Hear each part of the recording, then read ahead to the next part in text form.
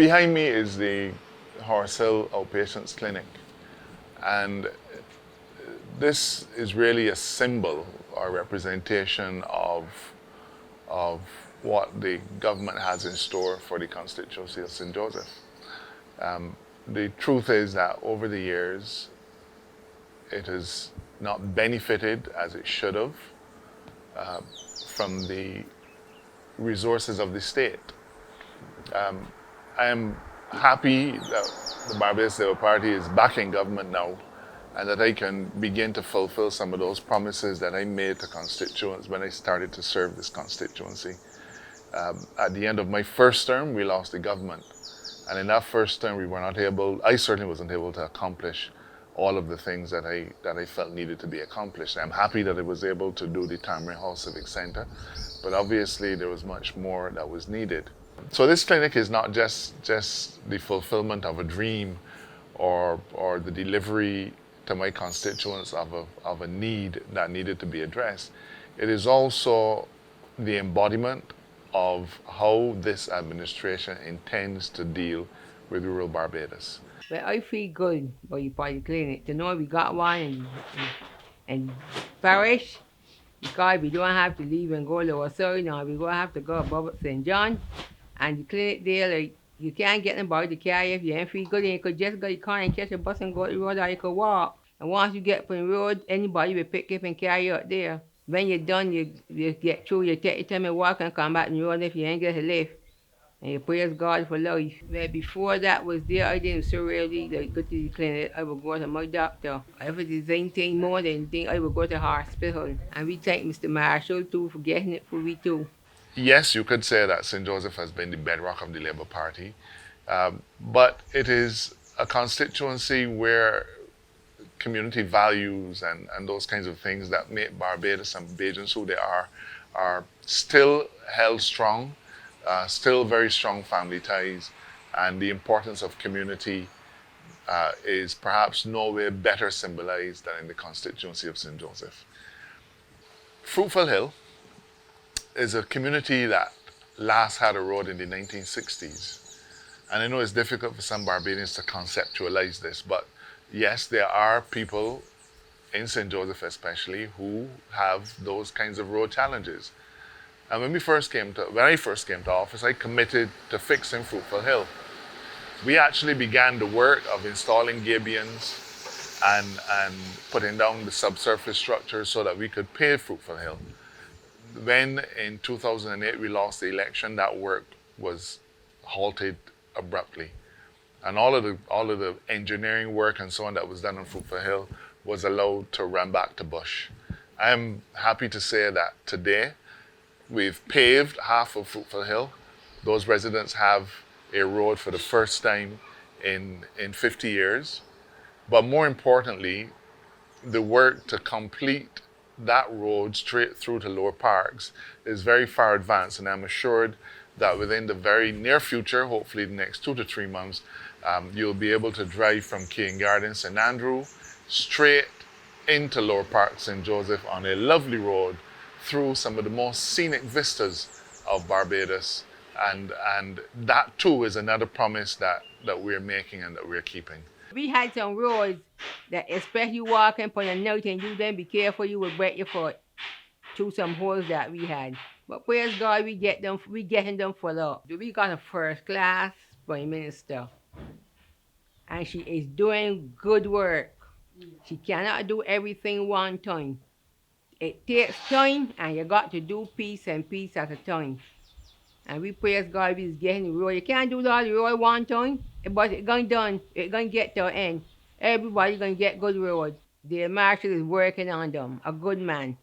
But perhaps the most important thing is the work that is being done on the water infrastructure. You know, I don't want Josephines to get accustomed to seeing water tanks on our landscape. A water tank is not a cultural icon. It is not something that we like to see. In fact, I find them to be eyesores. But for the time being, we've had to increase the number of water tanks because of the intensity of the water challenge.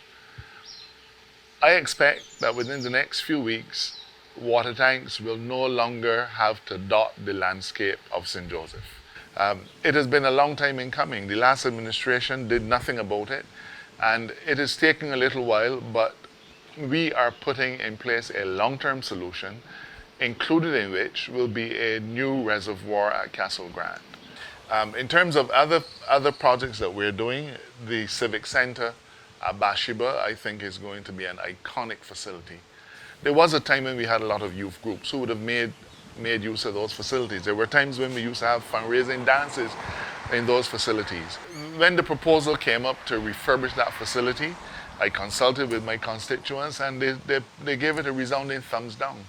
And therefore, we decided to focus on a different kind of civic facility, a facility that could accommodate meetings, a facility that could provide opportunities for people to raise their own income by being involved in vending to tourists and so on, but also a facility that will be annexed to a brand new park that is to be built during the course of this year, and make Beachmont a place that all, not just Josephine's, but all the Barbados can come and relax and be proud of.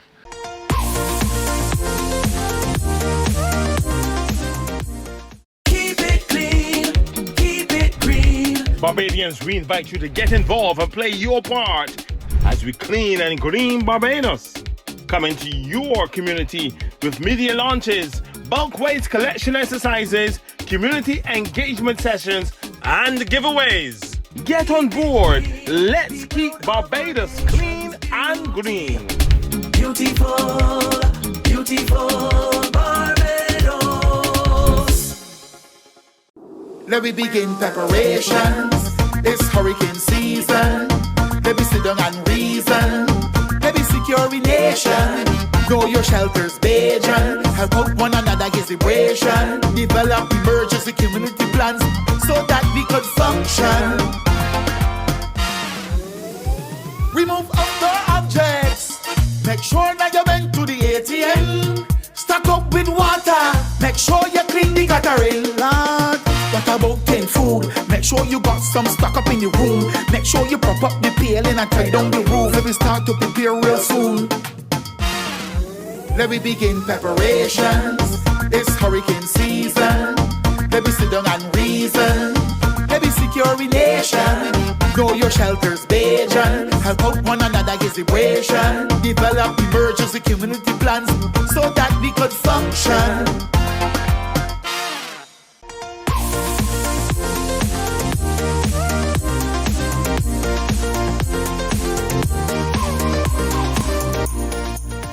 What we're building is a community center. It is not the typical community center, but it is one that definitely has a lot of character. So the center comprises of 3 gazebos and a tea shop or deli. Okay, so we've just passed the 3-month mark, and thus far we've completed building out the majority of the substructure. Now, the major highlight of the center, however, is the generous deck space, which is on the superstructure, which provides perhaps one of the most breathtaking views of the eastern side of the island. As relates to any challenges that we would have faced, we've definitely had to overcome obstacles up until this point. We've had to navigate around the national pause, which delayed the start of the project by about 6 weeks at the beginning. The ashfall and the rain that came with it also caused us to pause for a week or so because of the wet clay conditions based on the nature of the soil in Bathsheba. The conditions were unsuitable for heavy earth moving equipment, so we had to pause for a week or so to allow the soil to dry out a bit. And the ashfall would have occurred obviously when we were still excavating the foundation. Despite these delays, however, we are still on track to finish the project within the contract date, end date, which is January 2022. I'll also speak to the fact that most of the persons involved in the project are from in and around the community. That is Bathsheba and by extension, St. Joseph. I would say about 90% of the workforce. And this ranges from management to professional services being offered on the project, to masons and laborers, carpenters, and so forth. The estimated completion is January 2022 with the start date, which would have been March 2021. So that is approximately 46 weeks that the project would have run for. And as I said previously, despite the few delays that we had, we're doing well to finish well within the expected time frame. St. Joseph is easily the most beautiful parish on the island, and there's definitely lots of untapped potential, which I think needs to be realized. Bringing facilities like the one that we're constructing to our parish will help to bolster the attractions which already exist within St. Joseph, and also provide new opportunities for entertainment and also other forms of commerce. Barbadians can look forward to a state-of-the-art facility, which I personally think is unmatched anywhere else in the island, and which showcases perhaps one of the most picturesque scenes that can be found anywhere in the world. And one of the most important facts that I didn't mention earlier is that this particular site does hold some historical significance, because previously the Barbados Museum would have unearthed prehistoric ceramic artifacts at this site. So there is some historical significance attached to the site that the center currently sits on, because there is evidence to suggest that this would have been one of the largest Arawak settlements, obviously hundreds of years ago. So apart from bringing a center to you, we also want to underscore the importance of the historical significance of the site at which the center is built. And I'm sure that would hold some significance as relates to tourists visiting the area, being able to see some of the artifacts that would have been unearthed at the site. So it's more than a center. And definitely, it would be a main attraction, another main attraction that we're to add into the list of attractions which already exist in St. Joseph. There's still 1 or 2 areas that we have to fix. There are still some communities that we need to reach into and provide some services for. But I'm satisfied that thus far in our new term of government, Josephines they can actually see that efforts are being made to completely transform this constituency. So I feel that the Joes River Bridge that has served us so well for the past should be restored to active use. It will cost quite a bit of money, but I think that there are substantial benefits to restoring that bridge to active use. It has only been out of commission for the last 5 or so years, but I think that it would serve us well to restore that original Joes River Bridge. We can put limits on it in terms of what kind of vehicles can drive over it, the weight and so on, but I think it's important to keep it as part of our history. The footbridge, which is also over Joes River, and which we call Joes River Bridge, but which I am told by the older heads used to be called Tenby Bridge, was as a result of the effort and the philanthropy of some civic-minded individuals restored and is now available for Barbadians to come and enjoy. That bridge is where the old train used to run, so I'm told. And it is an amazing vista, and it just goes to show what can happen when the private sector decides not to wait on government, but to go ahead and get things done themselves. I support absolutely that project, and it really adds to what's happening in Bathsheba.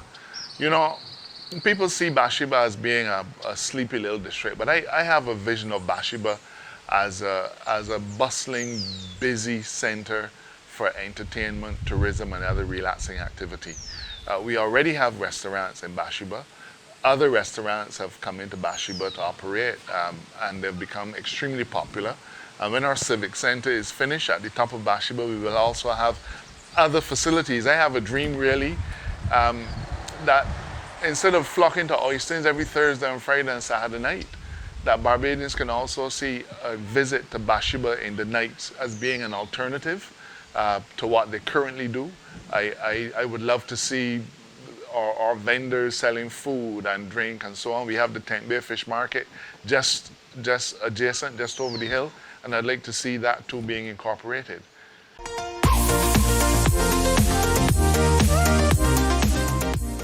Keep it clean, keep it green. Barbadians, we invite you to get involved and play your part as we clean and green Barbados. Come into your community with media launches, bulk waste collection exercises, community engagement sessions, and giveaways. Get on board. Let's keep Barbados clean and green. Beautiful, beautiful Barbados. Let me begin preparations. It's hurricane season. Let me sit down and reason. Let me secure a nation. Know your shelters, Bajan. Help out one another, get vibration. Develop emergency community plans so that we could function. Remove outdoor objects. Make sure that you went to the ATM. Stock up with water. Make sure you clean the guttering lot. What about clean food? Make sure you got some stock up in your room. Make sure you prop up the paling and tie down the roof. Let me start to prepare real soon. Let me begin preparations. It's hurricane season. Let me sit down and reason. Let me secure a nation. Know your shelters, Bajan. Help out one another, get vibration. Develop emergency community plans so that we could function.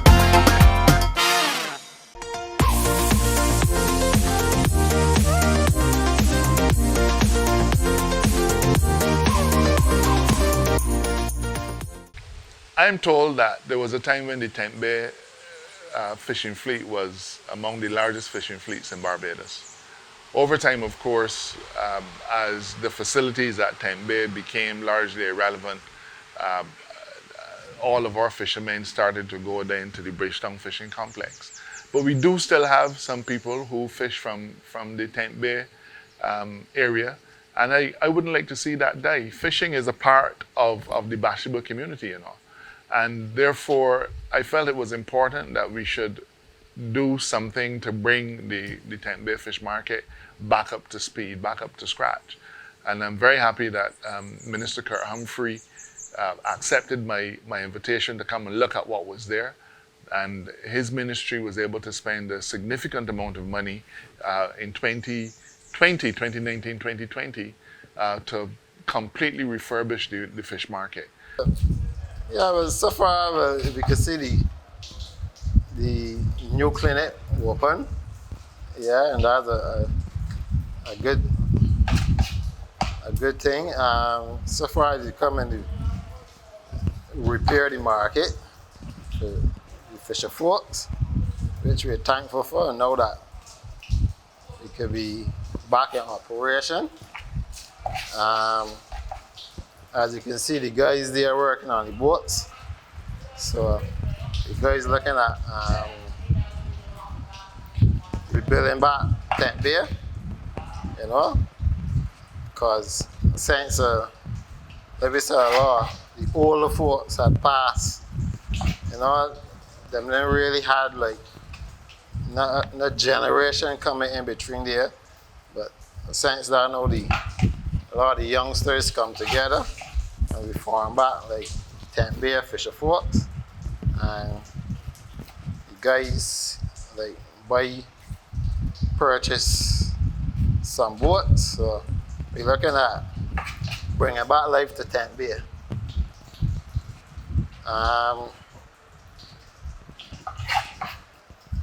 Yes, for what I understand that I was thinking about bringing some benches, park benches and things down here, and which I think would be another good idea. So like, you know, like after this COVID thing, we could get like a little, not basically like oysters, but similar to oysters, where we could do like hanging out and a little fish fry or anything. So, you know, to really bring back Tent Bay like how it was before.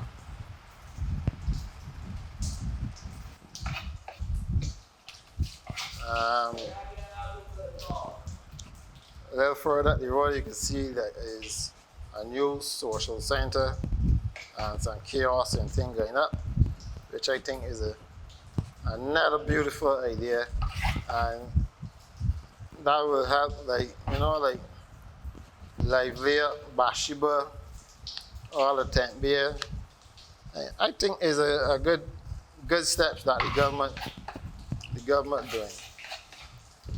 I see tremendous opportunities all across this constituency, not just opportunities for Barbadians to come and recreate, but also for Josephines to have an opportunity to earn a living. Hackleton's Cliff has the most amazing views of the coast in Barbados. And that's also a place where we would love to see economic activity being created, where Barbadians can cater not just to the tourist market, but to the local market, people who come to see what St. Joseph has to offer.